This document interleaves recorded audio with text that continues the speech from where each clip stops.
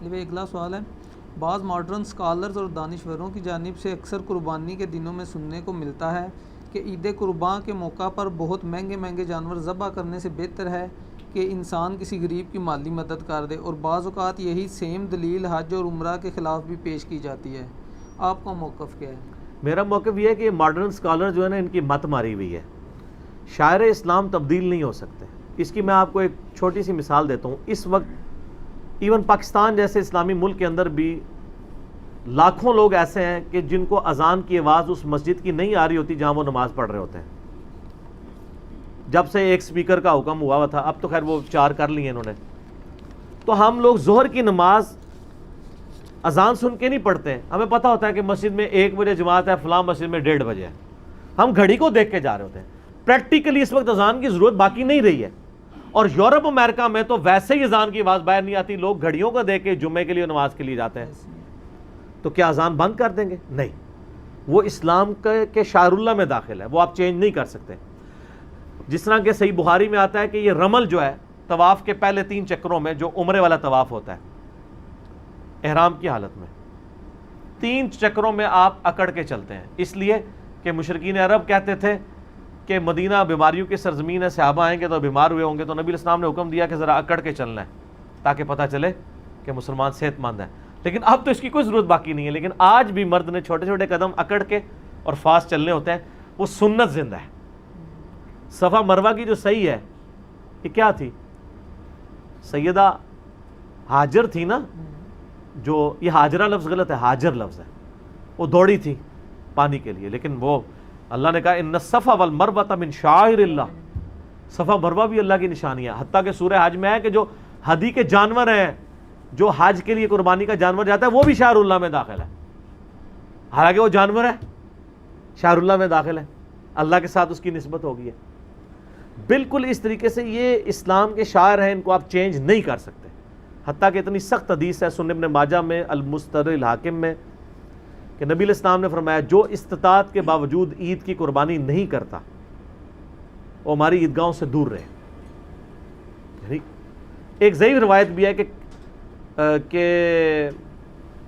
عید والے دن اللہ تعالیٰ کو خون بہانے سے بڑھ کے کوئی اور عمل عزیز نہیں ہے، لیکن وہ روایت ضعیف ہے، لیکن اپنے اصول میں یہ بات ٹھیک ہے، کیونکہ صحیح مسلم میں آتا ہے کہ نبی علیہ السلام نے جو آخری حج کیا تھا 100 اونٹ مولا علی کے ذریعے یمن سے منگوائے تھے، اور صحیح مسلم کے الفاظ ہیں کہ 63 اونٹ آپ نے اپنے مبارک ہاتھوں سے نہر کیے، کیونکہ آپ کی عمر مبارک 63 تھی، ہر سال کے حساب سے 1 اونٹ دیا، اور باقی 37 مولا علی نے کیے۔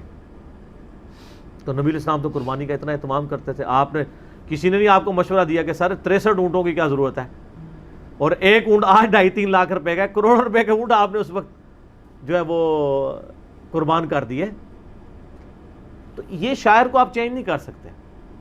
البتہ اس کا ایک پہلو درست ہے کہ ایک بندے نے ایک حج کیا بڑی مشکل سے پیسے جوڑ کے، بس ٹھیک ہے، وہ حج تمتع کر لے، ایک ہی سفر میں حج اور عمرہ جمع کر لے۔ آپ پورا سال پیسے جوڑتے رہنا اور پھر عمرے پہ چلے جانا، پھر پیسے جوڑتے رہنا پھر عمر پہ جانا، یہ ایک عام آدمی کو زیب نہیں دیتا۔ اگر کوئی امیر آدمی ہے اور وہ ہر سال عمرہ اور حج افورڈ کر سکتا ہے اور غریبوں پہ بھی خرچ کرتا ہے، وہ ضرور کرے۔ ایک عام آدمی کا کیا کام ہے کہ وہ پورے سال پیسے اس لیے جوڑے کہ جا کے وہ خود مکے مدینے کی سیر کر کے آئے؟ اینڈ رزلٹ تو مجھے نیکیاں چاہیے نا۔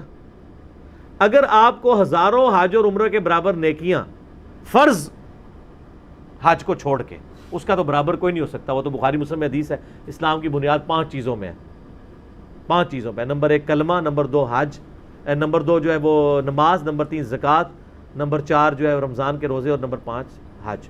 ایک حج تو فرض ہے، میں نفلی حج کی بات کر رہا ہوں، کوئی اس کو پکڑا نہ لے بعد میں۔ کیوں خام خواہ پیسے جوڑ رہا ہے اس کام کے لیے؟ وہ پیسے کسی غریب کے اوپر لگائے اگر اس نے فرض حج کر لیا ہوا ہے، اور اس سے زیادہ ثواب کما لے، کیونکہ اینڈ رزلٹ تو ثواب ہے نا۔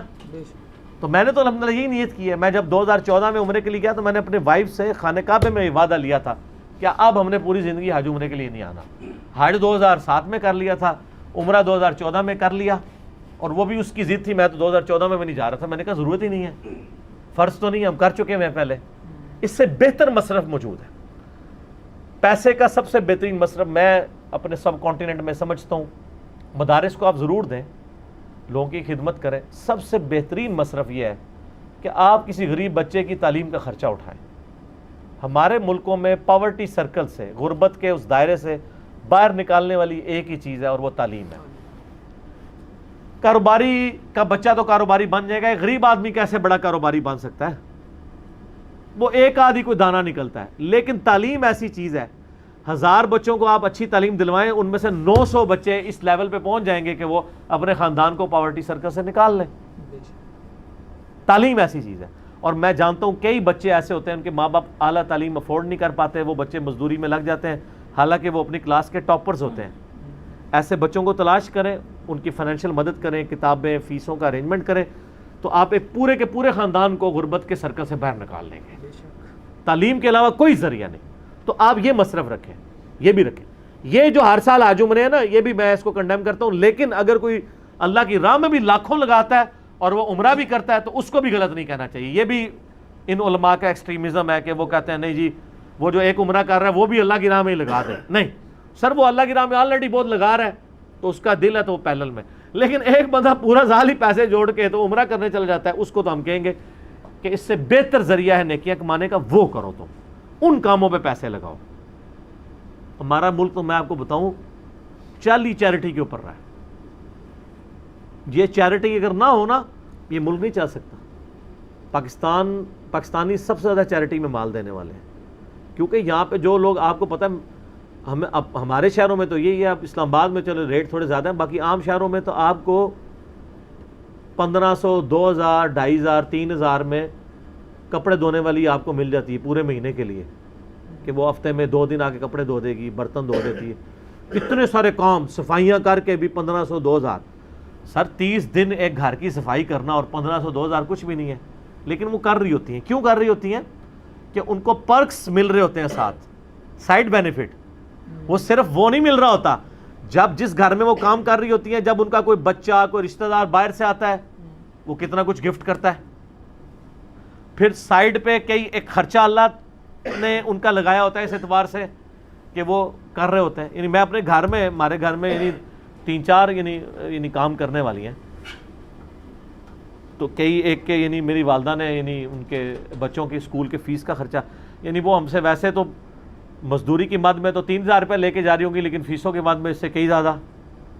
کبھی کسی کا فریج خراب ہو گیا, اس کو فریج نیا لے دیا ہے. تو یہ سائڈ بینیفٹس بھی چل رہے ہوتے ہیں, چیریٹی پہ چل رہا ہوتا ہے. میں یہ مطلب کوئی مشہوری کے لیے نہیں, ویسے آپ کو میں ایگزامپل کے طور پہ ایک بات پیش کر رہا ہوں کہ پیسے حج عمروں کی بجائے ان کاموں میں لگائیں. البتہ جو بندہ بہت امیر ہے, حج عمرہ بھی افورڈ کر سکتا ہے اور غریبوں کو بھی دے سکتا ہے, اس کے حج عمرے پہ پابندی نہ لگائیں اور اس کو یہ تانا نہ دیں کہ تو کیوں ہر سال حج پہ چلا جاتا ہے. صحابہ کرام میں ایسے لوگ تھے جو ہر سال حج کرتے تھے. یہ علیحدہ بات ہے کہ وہ رہنے والے وہاں کے تھے, وہاں کے رہنے والوں کو ہر سال حج کرنا چاہیے. عبداللہ بن عمر اگر حج کے لیے آتے تھے تو پاکستان سے تو نہیں جاتے تھے نا, وہ وہیں سے ہی جاتے تھے, امیر حج ہوتے تھے.